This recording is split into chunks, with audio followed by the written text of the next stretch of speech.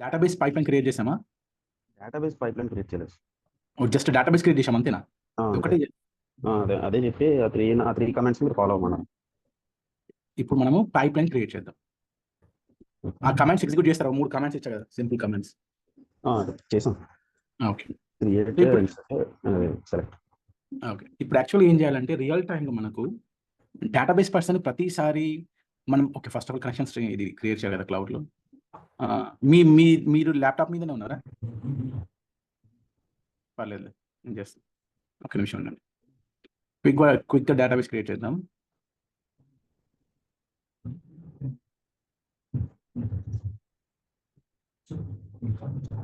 Red colour లో ఎందుకు sir highlight అవుతుంది పైన?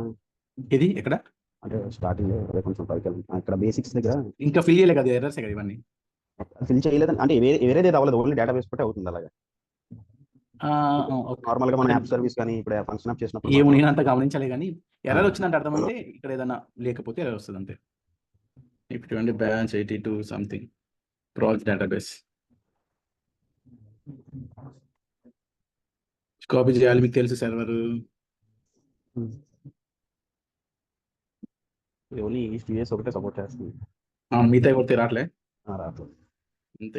కొన్ని రీజన్లోనే ఫ్రీ క్లాస్ కానీ అంటే ఫ్రీ అకౌంట్కి సపోర్ట్ కొన్ని దాంట్లోనే ఉంటాయి. మన రియల్ టైం అట్లా జరగదు కానీ ఇక్కడ జరుగుతుంది. ఇది ప్రైజర్ క్రియేట్. సో మనం ఏం చేస్తున్నాం, డేటాబేస్ క్రియేట్ చేస్తున్నాం. రియల్ టైంలో ఏమవుతుంది, డేటాబేస్ క్రియేట్ చేసిన తర్వాత ఏం చేస్తాం మనం? అది ఒక యూఆర్ఎల్ మనం దానికి ఒక పేరు ఉంది. యూఆర్ఎల్ కాదు, దానికి ఒక పేరు ఉంది. స్ట్రింగ్. ఏం string? Database string. Connection string అంటారు. Connection string. Okay. Connection string ని మన డేటాబేస్ పర్సన్కి ఇస్తే వాళ్ళు లోకల్ ఎస్ఎస్ఎంఓస్ ఓపెన్ చేసి అందులో పెట్టుకుని వాడు చేసుకుంటారు కదా. అవును. అది ఒక దారి. ఇంకో దారి ఏంటంటే వాడు అన్ని పట్టుకోడు. అంటే నువ్వు కనెక్షన్ స్ట్రింగ్ అదంతా అనవసరం.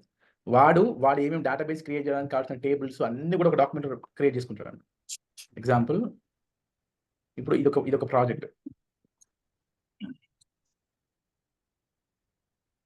ఈ ప్రాజెక్ట్ లో ఒక స్క్రిప్ట్ ఫైల్ ఉంది.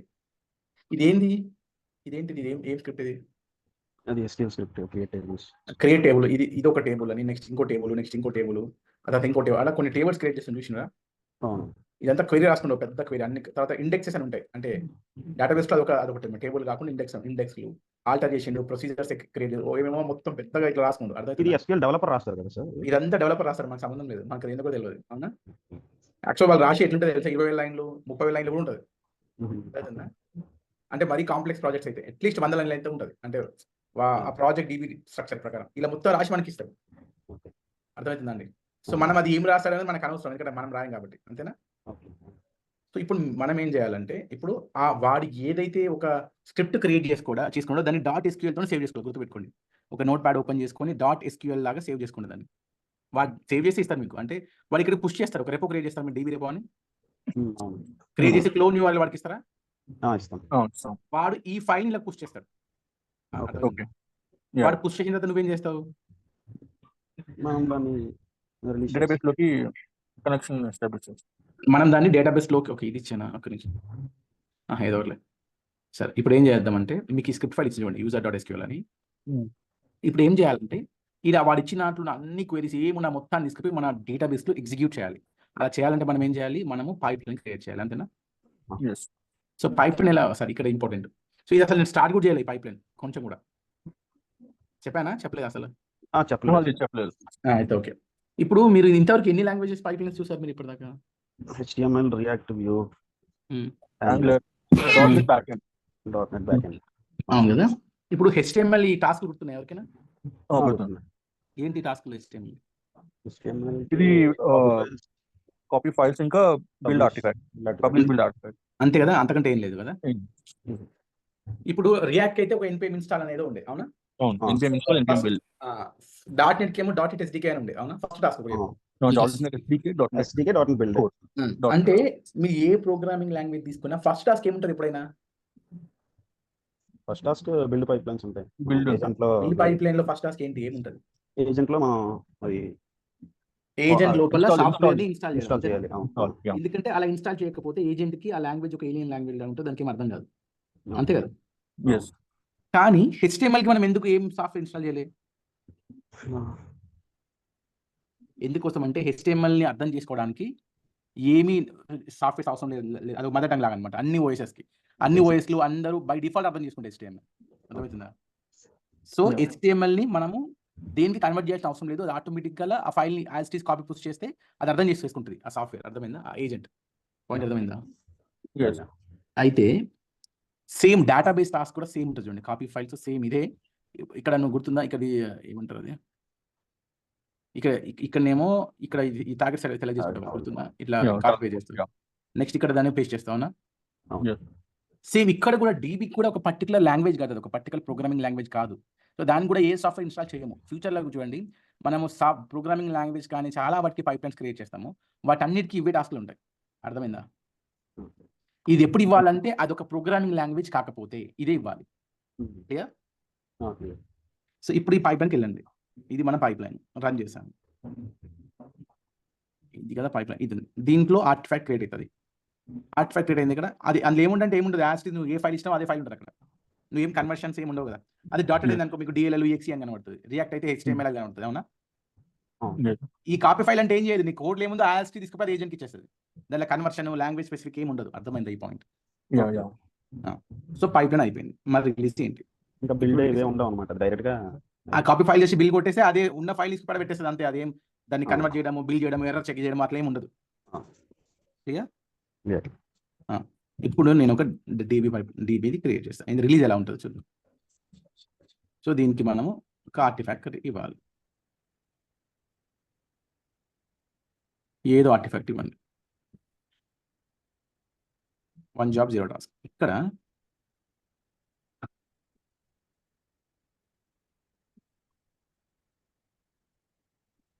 మీరు SQL అని కొట్టండి. మీకు గమనించండి చూడండి, అజూర్ SQL డేటాబేస్ డిప్లాయ్మెంట్ అనే టాస్క్ కనిపిస్తుంది. Yeah.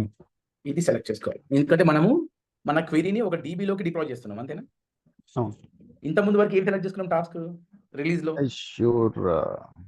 రిలీజ్ లో కాపీ ఫైల్స్, రిలీజ్ లో అయితే Azure app service, Azure function app select చేస్తున్నాం. రెండే చేసినాం. ఒకటేమో అజూర్ యాప్ సర్వీస్ డిప్లాయ్, ఇంకోటేమో అజూర్ ఫంక్షన్స్ కదా. Yeah. Yes.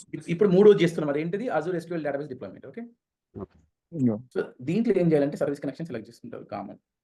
ఇక్కడ చూడండి, ఇక్కడ మీరు ఏం చేయాలంటే ఇక్కడ చాలా అథెంటికేషన్స్ ఉంటాయి. మీరు ఏం చేయాలంటే SQL అథెంటికేషన్ సెలెక్ట్ చేసుకోవాలి. ఓకే. Okay. మీరు DB క్రియేట్ చేసినప్పుడు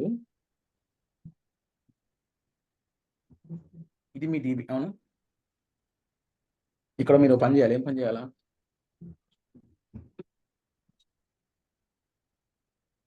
నెట్వర్కింగ్కి వెళ్ళి మనం IPv సెలెక్ట్ చేసుకొని అది ఎలా కొట్టాలి, సేవ్ చేయాలి.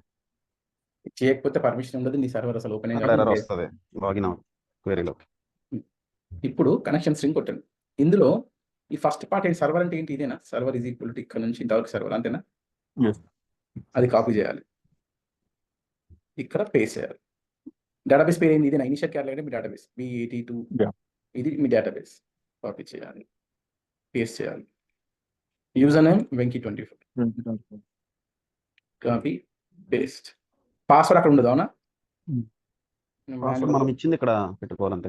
ఇక్కడ పెట్టుకున్న తర్వాత డిప్లాయ్ టైప్ అంటే మనది స్క్రిప్ట్ ఫైల్ కాబట్టి స్క్రిప్ట్ ఫైల్ అని సెలెక్ట్ చేసుకోవాలి. ఆ స్క్రిప్ట్ ఫైల్ ఎక్కడ ఉంది? మన డ్రాప్లో ఉంది. అవునా?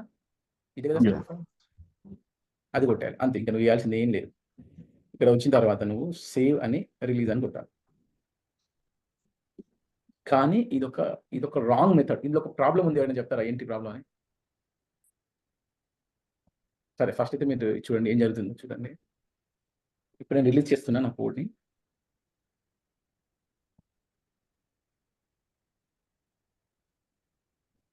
డౌన్లోడ్ అవుతుంది ఆర్టిఫాక్ట్. అందులోంచి మనకు కోడ్ వస్తుంది, రిలీజ్ అవుతుంది.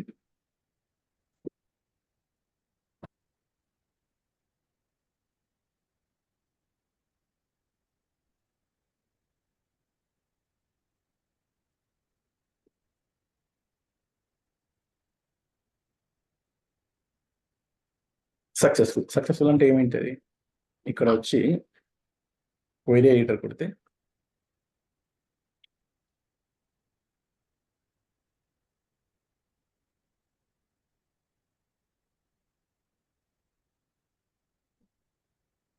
ఆ టేబుల్, ఈ టేబుల్, ఆ టేబుల్ వచ్చిందా? ఇది క్రియేట్ అయిందా? ఇది ఎలా వచ్చింది ఇక్కడికి? రిలీజ్ చేశారు కాబట్టి. రిలీజ్ చేశా కాబట్టి నా రెపోలో ఉన్న కోడ్ ఇక్కడికి వచ్చేసింది, అవునా కదా? అవును. కానీ ఇది ఒక Yes. Wrong method. ఏంటి ఎందుకు రాంగ్ మెథడ్? అంటే అందులో కూడా ఎర్రర్స్ ఉంటాయి. ఎర్రర్స్ కాదు. ఇది మీరు ఈ రిలీజ్ చూస్తే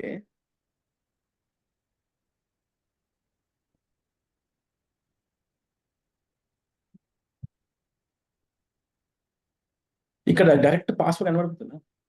అవును. మీ సర్వర్, డేటాబేస్ ఎవ్రీథింగ్ కనబడుతుంది చూసిందా? అవును. సో ఇది ఏంటంటే ఇది రాంగ్. ఇది యాక్చువల్గా రాంగ్. అంటే ఇట్లా కనబడదు కదా. ఇప్పుడు రియల్ టైంలో నువ్వు ఒక్కడవే చూడగలుగుతావు. అంటే దీనికి నీకు ఒక్కడికి యాక్సెస్ ఉంటుంది. అట్లా ఉండదు కదా. నీకు టీం ఉంటుంది, 10 మంది డెవలప్స్ ఇంజనీర్స్ ఉంటారు.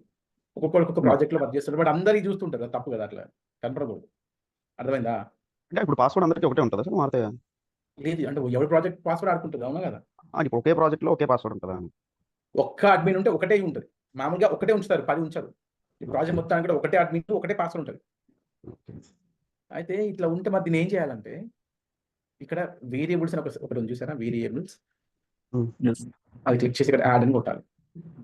కొట్టి ఇక్కడ సర్వర్ అని రాసి ఈ సర్వర్ని కాపీ చేయాలి, ఇక్కడ పేస్ట్ చేయాలి. నెక్స్ట్ వేరియబుల్ ఏంటి? డేటాబేస్. డేటాబేస్ పేరు ఏంటి? Copy paste save. నెక్స్ట్ ఏంటి? లాగిన్. మీ కనెక్షన్స్ వాల్యూస్ ఇక్కడ నేను కాపీ చేస్తున్నా, అవునా? Yeah. పాస్వర్డ్.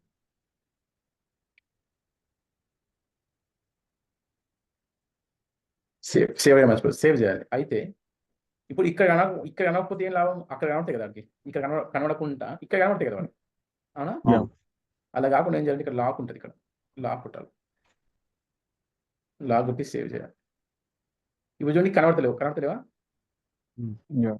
దీన్ని చూడడానికి కూడా అన్లాక్ చేసిన అనుకో, అందులో ఏముందో కనబడదు ఎవరికైనా. లాక్ మీద కూడా అన్లాక్ అవుతుందా? Yes. అది వాడికి కనబడదు అనమాట. ఇది కొంచెం సెక్యూర్. ఇంత ముందు అంతా పోలిస్తే మనకే కనిపిస్తుంది, వాడికి కనిపించదు. అలా కొడితే ఎవరు కూడా కనబడదు, మనకు కూడా కనబడదు. మరి అది చూడాలంటే ఎలా సార్? మళ్ళీ అది చూడలేవు, అంతే కనబడదు. అంతేనా? లాక్ చేసినట్టు వాల్యూ పోయినట్టే. నీకు తెలియదు, నువ్వు క్లౌడ్ ఓపెన్ చేసుకొని చూసుకుంటావు. అర్థమైందా? అయితే Yes. ఇక్కడ నువ్వు యాజ్ అ వేరియబుల్ వాల్యూ లాగా నువ్వు ఇక్కడ స్టోర్ చేస్తావు. దాన్ని నువ్వు ఏం చేయాలంటే ఇక్కడ డాలర్ సర్వర్ అనాలి. అంటే అర్థం ఏంటి?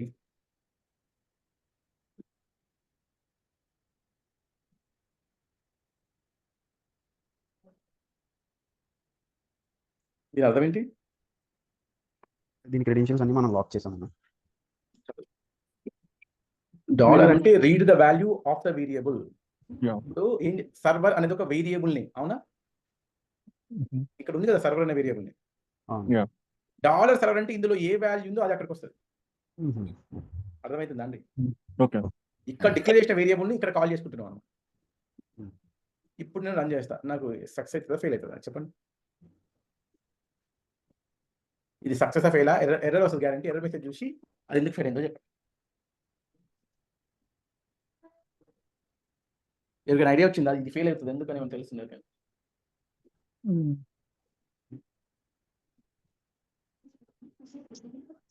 చూసి చెప్పండి నాకు.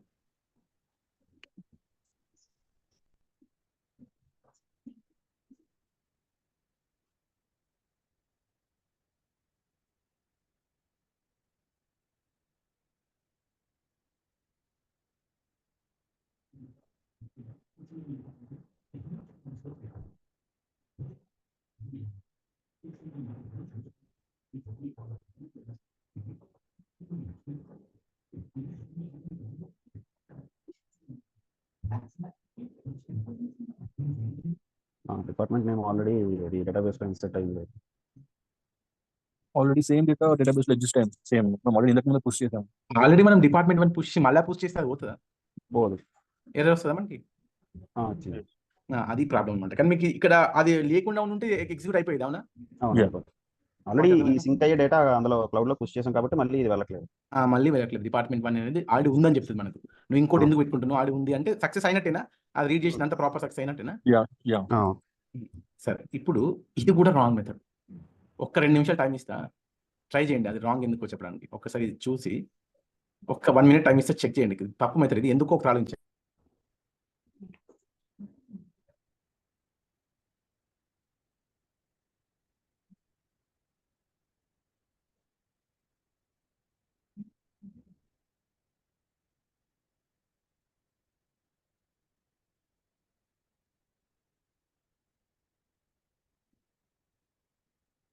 గైస్ ఇక్కడ ఏం ప్రాబ్లం తెలుసా? వినిపిస్తుందా అండి? yes. ఏం లేదు, ఇక్కడ ఎవరైనా దీన్ని డిలీట్ చేసేయచ్చు. ఎడిట్ కొట్టి యా యా ఇక్కడ ఎడిట్ పైప్ లైన్ కొట్టేసి వేరియబుల్ దీన్ని డిలీట్ చేసేయచ్చు. ఎవడైనా డిలీట్ చేసి చేయకూడదు ఏమవుతుంది డిలీట్ అయిపోతుంది. వాల్యూస్ డిలీట్ అంటే మన పైప్ లైన్ ఎర్రర్ వస్తుంది, అవునా? వచ్చేస్తాయి. లేకపోతే వాడు ఏం చేయొచ్చు ఇంకోటి అంటే దీన్ని ఇట్లా అప్డేట్ కొట్టి ఇక్కడ వేరే వాల్యూ రాసి దాన్ని మళ్ళీ లాక్ చేయొచ్చు. అది మనకు తెలుసు, అది మార్చి మనకు తెలియదు, మళ్ళీ అన్లాక్ చేసి కనబడదు కదా.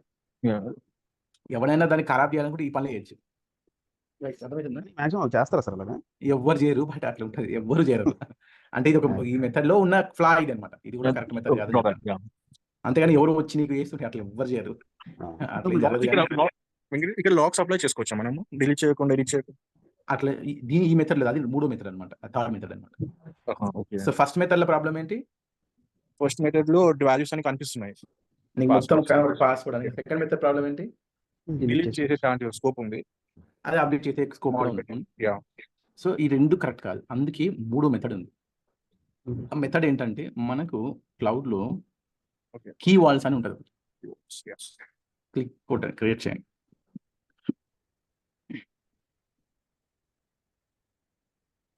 ఎక్కువగా కీ వాల్స్ ని ఫ్రంట్ ఎండ్ డెవలపర్లు కొన్ని ఉంటాయి, JWT టోకెన్స్ అని, సీక్రెట్స్ అని, ఇలా కొన్ని ఉంటాయి. ఆ వాల్యూస్ ని స్టోర్ చేయడానికి వాడే ప్లేస్ ఇది.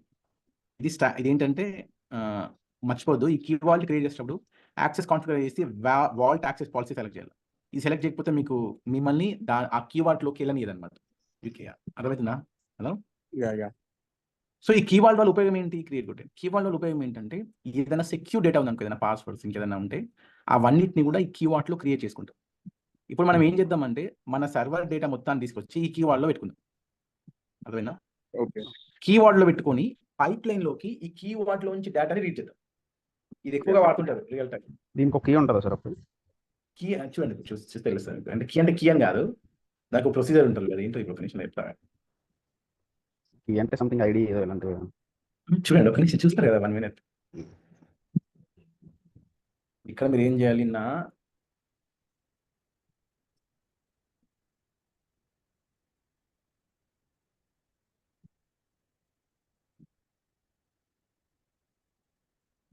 ఇక్కడ రావాలి. మీకు కీవర్డ్ మీద క్రియేట్ అయిపోయింది. ఇక్కడ ఏం చేయాలంటే ఇక్కడ సీక్రెట్స్ అని ఉన్నాయా, అది క్లిక్ చేసి జనరేట్ అని కొట్టాలి. కొట్టిన తర్వాత ఈ ఫస్ట్ సీక్రెట్ వాల్యూ ఏంటి? సర్వర్, అవునా? అది కాపీ చేయాలి. దీని పేరు వచ్చి సర్వర్, వాల్యూ వచ్చి సీక్రెట్. దీనికి ఏదన్నా ఇట్లా ఎక్స్పైరీ డేట్ పెట్టుకోవచ్చు, అంటే ఇప్పటి నుంచి ఇప్పటిదాకా అవైలబుల్ ఉంటుందని. అర్థమైందా? పెట్టుకోకపోతే ఇప్పటివరకే ఉంటుంది, ఎప్పటిదాకా ఉంటుంది, 2 రోజులు ఉంటుంది. క్రియేట్ అని కొట్టాలి.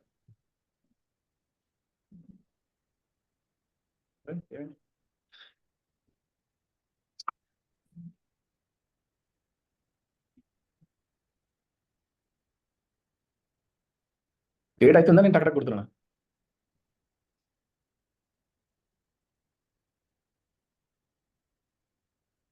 జనరేట్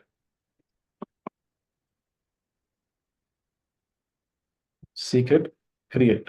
అది క్రియేట్ పని చేసలేదు. నెక్స్ట్ ఏం కొట్టాలి? డేటాబేస్.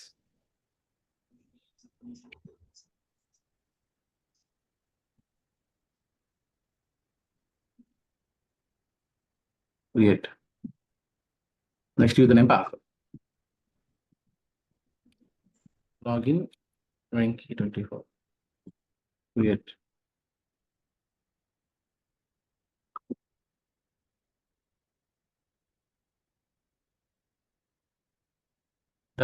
ఒక్కసారి వాల్యూస్ మీరు ఇందులో పెట్టేసిన తర్వాత మరి దీన్ని ఎక్కడ రీడ్ చేయాలి? నేను వేరియబుల్స్ ఇక్కడ రీడ్ చేయాలి కదా. ఇక్కడ ఎక్కడ చేయాలంటే ఇక్కడ వేరియబుల్ గ్రూప్స్ అని ఉంటుంది, వేరియబుల్ గ్రూప్స్. ఓకేనా? ఇది కాదు, ఇదంటే మామూలుగా యాడ్ చేయడం అనమాట. ఇక్కడ వచ్చి manage variable groups. First time manage అని కొట్టాలి. కొట్టిన తర్వాత క్రియేట్ వేరియబుల్ గ్రూప్ ఒక పేరు ఇవ్వండి. ఇచ్చిన తర్వాత మనం ఏం చేద్దాం అనుకుంటున్నాను అంటే నేను link secrets from an Azure key vault as variable, అంతేనా? ఇది క్లిక్ చేయాలి. మరి సీక్రెట్ ఏది మనది? మన కీ వాల్ట్ ఎక్కడ ఉంది? మన క్లౌడ్ లో ఉంది కదా. సర్వీస్ కనెక్షన్ ఇచ్చి ఆ కీ వాల్ట్ పేరు తీసుకోవాలి.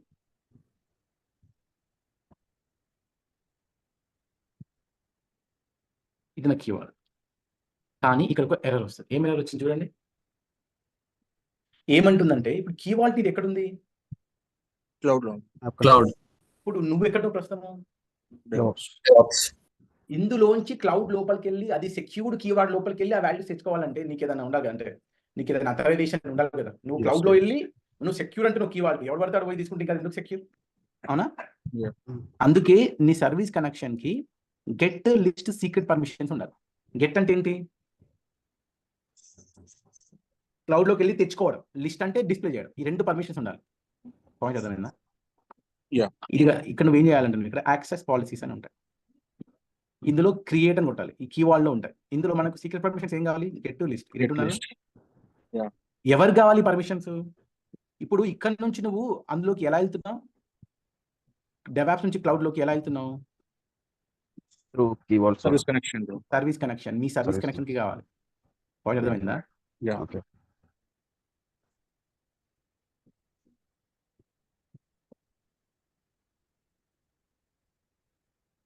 మీకు గుర్తుంటే మీరు first time service connection create చేసినప్పుడు యాప్ రిజిస్ట్రేషన్ చేసుకున్నారా? Yeah, చేసాం.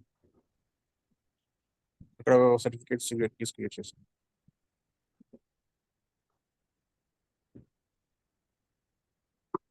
అక్కడికి వెళ్ళాలంటే మీరు ఏం చేయాలంటే మీ యాప్ సర్వీస్ కనెక్షన్కి వెళ్ళి అందులో కింద చూసినాం ఇది మేనేజ్ సర్వీస్ ప్రిన్సిపల్ అని. Yeah. దీన్ని ఓపెన్ చేస్తే మీకు ఇదే మీ ప్రాజెక్ట్ నేమ్ అనమాట. అంటే అప్పుడు ఈ పేరు ఇచ్చారు ఆ సర్వీస్ కనెక్షన్ క్రియేట్ చేసేటప్పుడు. గుర్తుందా? సర్వీస్ ఒక ప్రాజెక్ట్ పేరు ఇచ్చి మనము సీక్రెట్స్ క్రియేట్ చేస్తాము, ఈ యాప్ రిజిస్ట్రేషన్ చేస్తాము అజూర్ ఏడీలో. గుర్తుందా? Yeah, చేసాం. ఇది ఆ ప్రాజెక్ట్ పేరు. ఇప్పుడు మీరు ఏం చేయాలంటే మీ డేటాబేస్ మీ దానికి అది ఆ పేరు ఇక్కడ సెర్చ్ చేసి ఇప్పుడు దీనికి మీరు పర్మిషన్ ఇస్తున్నారు. ఏం పర్మిషన్ ఇస్తున్నారు? గెట్ టు లిస్ట్ అనే పర్మిషన్స్ ఇస్తున్నారు. దేనికి ఇస్తున్నారు? సర్వీస్ కోసం. సర్వీస్ కనెక్షన్ అంటే మీ ప్రాజెక్ట్ ఇస్తున్నారు. అర్థమవుతుందా? Yeah. Guys, ఈ పాయింట్ అర్థమైందా లేదా అందరు? మళ్ళీ కొంచెం చెప్పారు, కొంచెం కన్ఫ్యూజింగ్ ఉంది.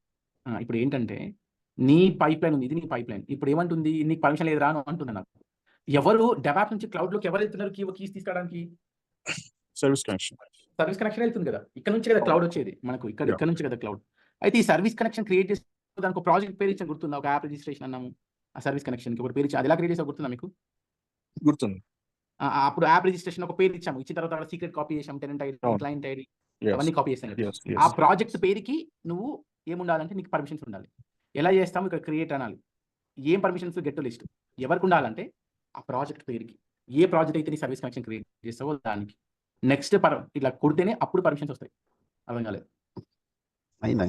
Right, yeah. ఇప్పుడు ఏం చేయాలంటే ఇక్కడ రండి. ఇప్పుడు ఎర్రర్ వెళ్ళిపోవాలి. రిఫ్రెష్ కొడితే ఎర్రర్ ఉండదు ఇప్పుడు. ఎందుకంటే మనం పర్మిషన్ ఇచ్చేసాం. పోయింది చూసారా? యాడ్ కొడితే మీకు అన్ని కనుంటాయి. ఇవన్నీ ఏంటి? డేటాబేస్ లో పాస్వర్డ్స్. కీవర్డ్ లో ఉన్న సీక్రెట్స్ అన్ని వచ్చినాయి. ఎక్కడికి వచ్చేసినాయి అన్ని?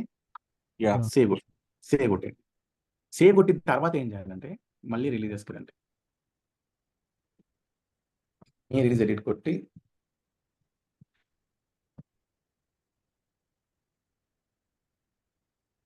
ఇప్పటిదాకా ఈ మేనేజ్ లో చేసావు కదా మొత్తం. ఒకటి క్రియేట్ చేసావా మేనేజ్ లో? మేనేజ్ కొట్ట పేరు వేరియబుల్ క్రియేట్ చేసి అందులో అన్ని లింక్ చేసినాం కదా ఇప్పటి వరకు. Yeah. ఇప్పుడు లింక్ అనుకుంటా. పేరు ఏమి ఇచ్చాం మనము? ఈరోజు అయిపోయిందా? 12th April. ఇది కదా Yeah. పేరు. లింక్ అంటే ఏమవుతుంది అంటే అన్ని ఇక్కడ ఉండదు. గమనించారా? ఇప్పుడు దీన్ని ఎవరైనా డిలీట్ చేస్తారు. ఇది 82 డిలీట్ ఉన్న ఆప్షన్ పాయింట్ అర్థమైందా? Yes. ఇప్పుడు రిలీజ్ చేస్తే ఏమవుతుంది? ఇప్పుడు ఫెయిల్ అవుతుంది. ఫెయిల్ అవ్వకుండా ఏం చేయాలి మనము? Table name మారుద్దాం. డిపార్ట్మెంట్ 2 అని ఇద్దాం. ఓకే, ఇచ్చి పైప్ లైన్స్కి వెళ్ళి అది ఏం pipe line? B79 pipe line ఉంటాం. ఒక దగ్గర అయిపోయింది. ఇదే దీన్ని రన్ పైప్ లైన్. కోడ్ మార్చితే పైప్ లైన్ మళ్ళీ రన్ చేయాలా? అవును. నెక్స్ట్ కోడ్ మార్చా కాబట్టి నేను పైప్ లైన్ మళ్ళీ రన్ చేస్తాను. నాకు కొత్త నెంబర్ వస్తుందా? బిల్ నెంబర్స్ గుర్తుందా? ఆ రోజు మాట్లాడాలి. ఇది రన్ అవ్వాలా? రన్ అవుతే మనకు కొత్త ఆర్టిఫాక్ట్ వస్తుంది. అంతేనా? Yes. అప్పుడు రిలీజ్ చేయాలి. ఇప్పుడు ఆ లోపు ఇది ఎర్రర్ వచ్చేస్తుందా? First Yes. ఎర్రర్ వచ్చేస్తుందా? ఎందుకు ఎర్రర్ వస్తుంది? Already same department number name ఉంది existing. Already same department name ఉంది కాబట్టి ఇంకా అది ఎర్రర్ వస్తుంది. అవును. Yes.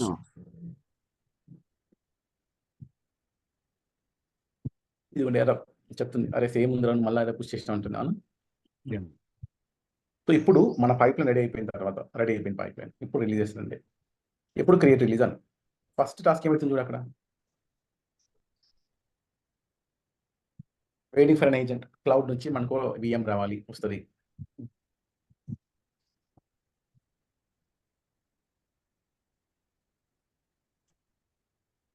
తర్వాత డౌన్లోడ్ సీక్రెట్స్, కీ వాళ్ళ నుంచి డౌన్లోడ్ చేసుకోవాలి సీక్రెట్ ని, డౌన్లోడ్ Yeah. చేసి తర్వాత అజూర్ ఎస్క్యూఎల్ టాస్క్ అనేది ఎగ్జిక్యూట్ అవుతుంది. అంటే నువ్వు రాసిన కొత్త కోడ్ ఆ సీక్రెట్ లో ఉన్న వాల్యూస్ మొత్తాన్ని తీసుకొని దాని నుంచి కొత్త కోడ్ ఎగ్జిక్యూట్ అవుతుంది. అవునా? ఎస్. మామూలుగా ఈ క్లాసెస్ ఇంగ్లీష్లో చెప్తావు కదా, ఈ క్లాస్ 2 గంటలు పడుతుంది. కొంచెం అర్థం అవుతుంది సార్ ఇంగ్లీష్లో చెప్తే. ఇంగ్లీష్ చెప్తే అర్థం అవుతుందా? అర్థం అవ్వాలంటున్నాను. అర్థం అవుతుంది, కొంచెం లేట్ అవుతుంది. తెలుగులో ఏదో ఫాస్ట్ అయిపోతుంది. సరే ఇప్పుడు చూడండి, ఇక్కడ రండి. ఇప్పుడు మనకి ఏం కనబడాలి అక్కడ? డిపార్ట్మెంట్ 2 టేబుల్ కనబడాలి. డిపార్ట్మెంట్ 2 టేబుల్ కనబడాలి. అవునా? Yeah. వచ్చేసినట్టు Yes. అర్థమైందండి ఇది? అర్థమైంది. అర్థమైంది. ప్రాక్టీస్ చేయాలి. ప్రాక్టీస్ చేయకుండా ఒక నిమిషం కూడా పోతున్నది మీకు లైట్ మీద అసలు. అవునా? Yeah. ఏమేమో Yes. చేసినాం అనుకుంటారు. ఒక్కసారి ప్రాక్టీస్ చేస్తే రేపు ఇంటర్వ్యూలు అడిగినా అవి చెప్పగలుగుతారు. లేకపోతే అసలు లిటరల్లీ మీరు బట్టి కొడదామన్నా ఇవి బట్టి కొట్టేది కావు. అవునా? అవును. ఇవి ప్రాక్టీస్ చేస్తేనే గుర్తుంటాయి బ్రదర్స్. సో సరే, ఇదే డీబీ పని అయిపోయింది. ఇప్పుడు మనం ఏం చేయాలంటే, ఇప్పుడు మనం యాక్చువల్గా ప్రాజెక్ట్ స్టార్ట్ చేసేయచ్చు. ప్రాజెక్ట్ ఇప్పుడు స్టార్ట్ చేద్దామా, కంటిన్యూస్ చెప్పినాక చేద్దామా? ఈ జనాలు వస్తలేదు ఏంటి అసలు? మనోజ్, సాయి కుమార్, సురేందర్, ప్రధాన్ ముగ్గురే ఉన్నారు. ఇంకా ముగ్గురు ఉండాలి. ఇప్పుడు మనం 3 కాంపోనెంట్స్ చూసామా? చూసాం. Yeah, చూసాం. అయితే front and back and DB. సరే, ఇప్పుడు నేను మీకు ఒక చిన్న రిక్వైర్మెంట్ చూపిస్తాను.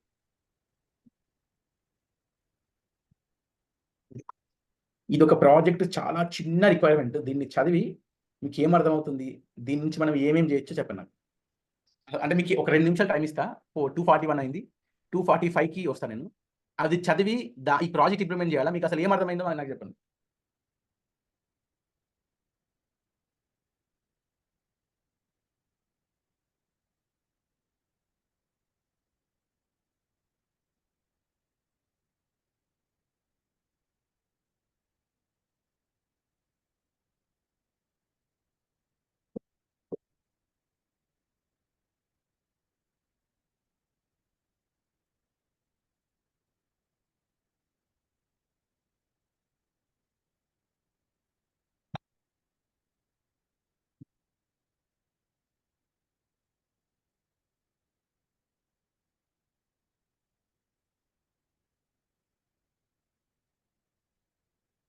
చదువుతున్నారా, ఊరికి ఉన్నారా?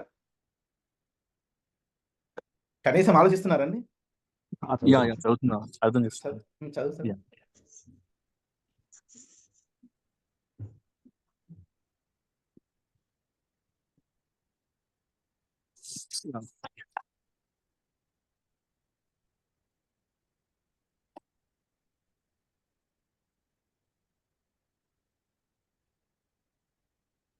క్లయింట్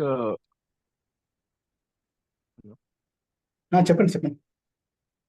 అంటే క్లయింట్ కి ఒక టాస్క్ ఉంది. అంటే ఒక ప్రాజెక్ట్ రిక్వైర్మెంట్ లో ఒక టాస్క్ సంబంధించిన రిసోర్సెస్ ని క్లౌడ్ అకౌంట్ లో క్రియేట్ చేసి డేటాబేస్ లో సేవ్ చేయమంటున్నాడు.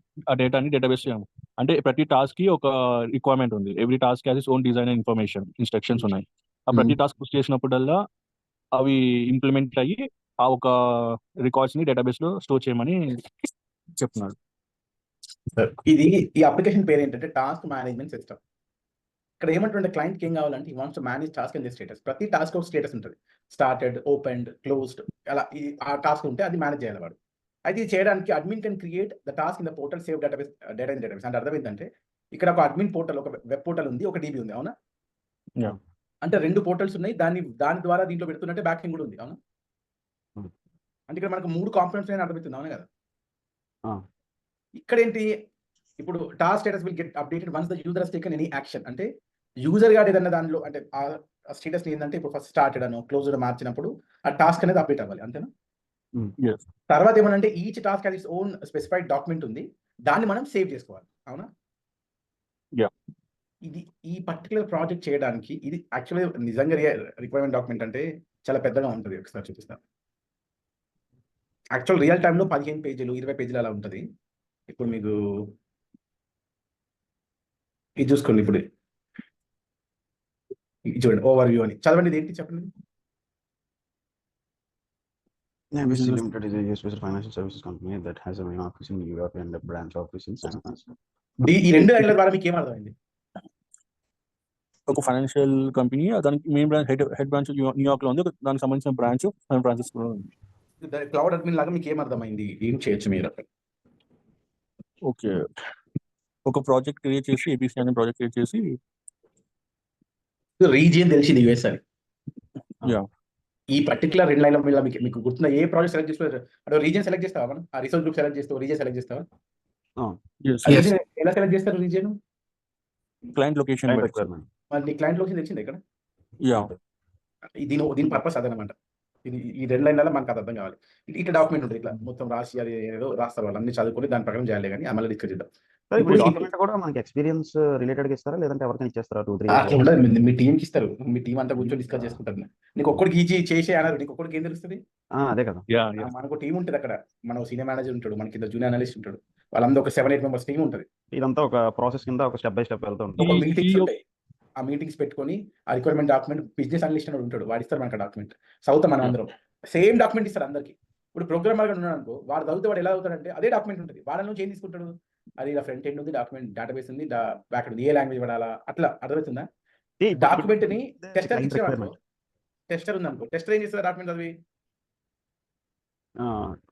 వాడు టెస్టింగ్ కేసెస్ రాసుకుంటది. తన టెస్ట్ అంటే ఫంక్షన్ ఏమి ఉండొచ్చు, ఎలా వస్తుంది అంటే Yeah. ప్రతి టీము ఆ డాక్యుమెంట్ వాడి సేమ్ డాక్యుమెంట్ చదివి ఎవరి పని వాడు డిరైవ్ చేసుకుంటారు. బోర్డ్స్ లో టాస్క్ ఉంటే గుర్తుందా? నీకు గుర్తుందా? చెప్పలేదు సార్ బోర్డ్స్ అనే మనకి ఇంకా. బోర్డ్స్ ఇంకా స్టార్ట్ చేయలేము మనం. లేదు చెప్పలేదు. అరే బోర్డు చెప్పకపోతే మళ్ళీ ఇది చేయలేం కదా. ఓకే Boards ఓకే మీరు ప్రాజెక్ట్ ఫస్ట్ తర్వాత చెప్తాం అనేసి అలా మర్చిపోయి వేరే చెప్తారు. అవునా? ఇది చాలా ఇంపార్టెంట్. సరే ఒక పని చేయదు అంటే ఇప్పుడు అంటే ఇది చెప్పకుండా ప్రాజెక్ట్ చేయలేము మనం. అప్పుడు ఇది కూడా వేస్ట్. బోర్డ్స్ అయిపోయిన తర్వాత నీకు చేయాలి మీరు. Okay, no worries. ఇప్పుడు ఏం చేయాలంటే ఓకే మనం ఫాస్ట్ వెళ్ళిపోయాం. ఇది డైరెక్ట్ ఇట్ వచ్చేసింది నా క్లౌడ్ లోకి. బోర్డ్స్ రేపు చెప్పలే అసలు నేను మీకు. రిపోర్ట్ చెప్పారు, బోర్డ్స్ చెప్పలేదు. ఓకే పర్లేదు, చెప్తాలేండి. No worries. బోర్డ్స్ చెప్పిన తర్వాత నేను ఇచ్చే డాక్యుమెంట్ ఉంది అలా చదివే చూసాను నా లైన్. Yeah. బోర్డ్స్ చెప్పుంటే మీకు అర్థమయ్యేది అన్న. అది ఎవరు ఆన్సర్ ఇస్తలేదు అనుకుంటున్నా. చెప్పలేదు కాబట్టి నేను చెప్పలేదు. Okay, no worries. ఇప్పుడు ఏం చేద్దామంటే ఇప్పుడు అజూర్ బోర్డ్స్ గుర్తుందా? డెమోలో చెప్పిన ఎందుకు వాడతారండి Azure boards? Planning project planning. అవునా? Planning sprint. యా ఓకే, ఇప్పుడు ఇక్కడ వర్క్ ఐటమ్స్ బోర్డ్స్ లోపల ఫస్ట్ వర్క్ ఐటమ్స్ ఉంటుంది చూసారా? ఎస్. ఇక్కడ న్యూ ఇవేంటి చెప్పండి. ఇవన్నీ ఏంటి? ఫస్ట్ బగ్ అంటే ఏంటి? బగ్ అంటే ఇష్యూ. ఇష్యూ కాదు, ఎర్రర్ అంటే ఏదో పని చేస్తలేదు, ఏదో ఎర్రర్ వచ్చి syntax error, compile error, run time error, ఏదో ఎర్రర్ అది. సరే, ఎపిక్ అంటే ఏంటంటే ఆ మెయిన్ ప్రాజెక్ట్ ని ఎపిక్ అంటాం. పేరు ఉందనుకో, ఒక V6 న్యూస్ కి వెబ్సైట్ క్రియేట్ చేయాలి. ఎపిక్ ఏమవుతుందంటే V6 న్యూస్ వెబ్సైట్. ఆ మెయిన్ ప్రాజెక్ట్ ని ఎపిక్ అంటాం. ఓకేనా? ఎపిక్ లోపల ఫీచర్స్ ఉంటాయి. ఇదంతా మీరు చేయలేండి. ఒక స్క్రమ్ మాస్టర్ చూసుకుంటారు. ఇప్పుడు మీరు డాక్యుమెంట్ చూపించారు కదా, Document? ఇప్పుడు చూపించారు కదా ప్రాజెక్ట్ డాక్యుమెంట్ రిక్వైర్మెంట్ అది. అవును. అది ఇప్పుడు మొత్తం మనం క్లయింట్ కి సబ్మిట్ చేసేసరికి ఎంతసేపు పడుతుంది సార్? అది 1 year అయినా డాక్యుమెంట్ వాడు మనకి ఇస్తాడు, మనం వాడికి ఏమో. అదంతా ప్రాజెక్ట్ కంప్లీట్ చేయడానికి చిన్న ప్రాజెక్ట్ అనుకోండి, చాలా చిన్న ప్రాజెక్ట్ అనుకోండి, సింగిల్ పేజ్ ప్రాజెక్ట్ అట్లా అనుకోండి, మినిమం ఒక 6 నెలలు పడుతుంది. ఒక మామూలు సైజ్ ప్రాజెక్ట్ అనుకోండి 1 year పడుతుంది. ఒక కొంచెం కాంప్లెక్స్ అనుకోండి 3 years పడుతుంది. ఇంకొంచెం కాంప్లెక్స్ అనుకోండి 5 years పడుతుంది. అర్థమవుతుందా? మీరు చేశారు సార్ మీకు- ప్రాజెక్ట్ లో ఎన్నైనా ఎక్కువ ఇయర్స్? నేను ఒక ప్రాజెక్ట్ ని మొత్తం 6 సంవత్సరాలు చేసిన ఒక ప్రాజెక్ట్ మీదనే. నాది లాంగెస్ట్ ప్రాజెక్ట్. ఒకసారి మెల్బర్న్ వెళ్ళని చెప్పాను, ఆస్ట్రేలియా మెల్బర్న్. 2003 years. ఒకే కంపెనీలో మీరు 6 years ఉన్నారన్నమాట. ఒక్కడే కంపెనీ 6 years ఉన్నాను నేను. ఓకే. అప్పుడు ఆ ప్రాజెక్ట్ ఏమైందంటే ఫస్ట్ ఫ్రంట్ ఎండ్ డెవలపర్ ఉన్నా, ఆ తర్వాత బ్యాక్ ఎండ్ పీపుల్ లేరు, నాకు కొంచెం బ్యాక్ ఎండ్ వచ్చు. మళ్ళీ నేను బ్యాక్ ఎండ్ ఏమైనా బ్యాక్ ఎండ్కి వెళ్ళిపోయినా. అదే ప్రాజెక్ట్ లో లాస్ట్ వచ్చేసరికి క్లౌడ్ అయిపోయినారు. అన్ని 6 ఏళ్ళలో మొత్తం జీతం అయిపోయింది. అంటే మొత్తం అన్ని నేర్చేసుకున్నా. బాహుబలి సినిమా తీసినట్టే. అట్లా ఇంకో ప్రాజెక్ట్ ఉంది 2018 నుంచి 21 వరకు మెల్బర్న్ లో అయింది, ఆస్ట్రేలియాలో. అది కంప్లీట్ 3 years. ఇంకా దాని అసలు నేను ఎందుకు పోయినా తెలుసా మెల్బర్న్ కి? ఈ ప్రాజెక్ట్ ఆల్రెడీ స్టార్ట్ అయింది, ఫైనల్ డిప్లాయ్మెంట్ అవుతుంది. డిప్లాయ్మెంట్ అంటే తెలుసు కదా, ప్రొడక్షన్కి వెళ్ళాలి. అయితే ప్రొడక్షన్కి వెళ్ళేటప్పుడు ఏం చేస్తారంటే నీ టీం వచ్చి ఒక 20 మంది ఉంటాం, 20 members అనమాట. 20 members లో 16 members ఆన్ సైట్, అంటే అక్కడ ఆస్ట్రేలియాలో మా ఆఫీస్ లో ఉన్నారు. 4 members ఆఫ్ షోర్, అంటే ఇట్లా ఇండియాలో ఉన్నాం. రిమోట్ లో. సో నేను అంటే ప్రొడక్షన్ డిప్లాయ్మెంట్ లో ఎంతమంది ఆఫ్ షోర్ ఉన్నా వాళ్ళని ఇక్కడ రమ్మంటారు, ఆన్ సైట్ రమ్మంటారు అనమాట.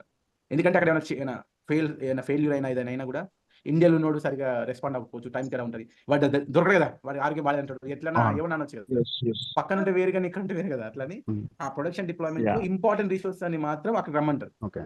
నేను ఏం చేసిందంటే 1 month వీసా తీసుకొని, యాక్చువల్గా 3 నెలలు ఇస్తారు వీసా, 10 రోజుల కోసం పోయినా నేను, 10 days కోసం 2019 పోయినా, పోయి కూర్చున్నా, స్టార్ట్ అయింది డెవలప్మెంట్ స్టార్ట్ అయింది. ఇంకా అసలు ఎన్ని ఎర్రర్స్ వచ్చినాయో, ఎంత ఘోరంగా ఉండిన ప్రాజెక్ట్, అసలు బీభత్సంగా ఉండే ప్రాజెక్ట్, అసలు ఇంత ఘోరం అంటే ప్రొడక్షన్ అసలు ఆల్రెడీ దగ్గర డెవ్ టెస్ట్ వెయిట్ అన్నీ అయినాయి అవునా, Yeah.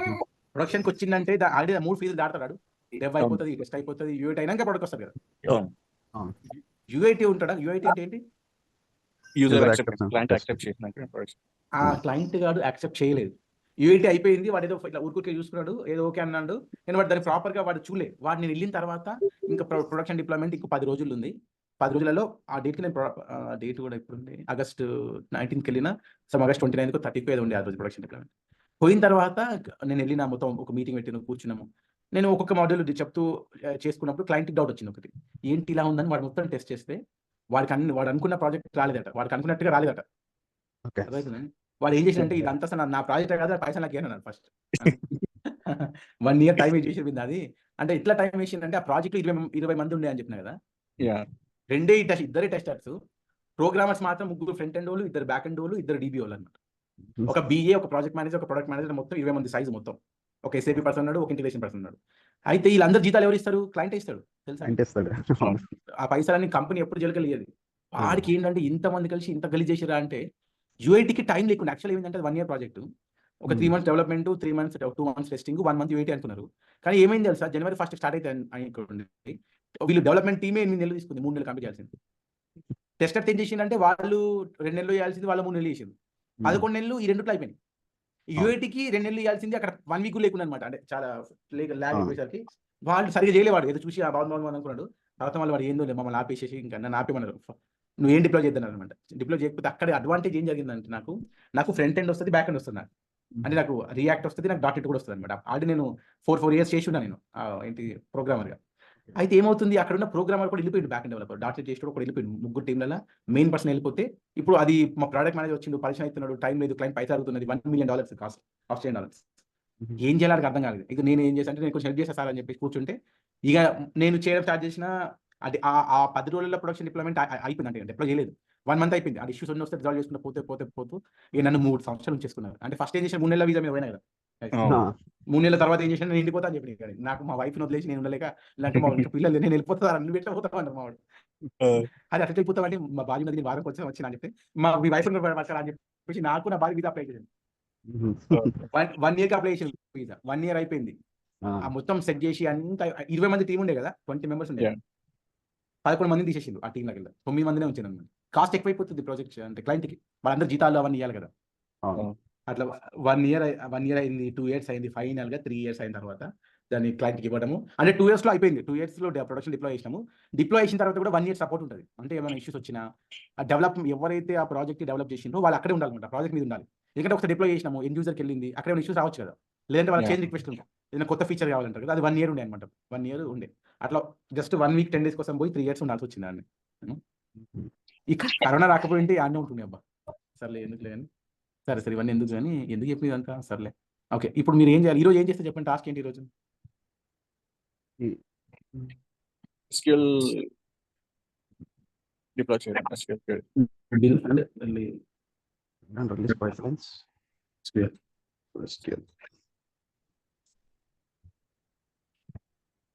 ఏం చేయాలి ఫస్ట్ ఏంటి, use the given script to create ఆ DB repo. సెకండ్ ఏం చేయాలి, తర్వాత create, build and release pipeline. అయితే ఇక్కడ ఏం చేయాలంటే, configure release pipeline using 3 ways. 3 ways అంటే ఏంటి, ఫ్రంట్ ఎండ్, బ్యాక్ ఎండ్ అండి. AWP ల్యాబ్లకు స్వాగతం. ఉచిత అజూర్ డెవోప్స్ ప్రత్యక్ష ప్రసార తరగతులను వీక్షించడానికి మా యూట్యూబ్ ఛానెల్కు సభ్యత్వాన్ని పొందండి. మరియు ఇలాంటి మరిన్ని వీడియోల కోసం వివరణలో చూపిన నంబర్ను సంప్రదించండి. సంతోషంగా నేర్చుకోవడం.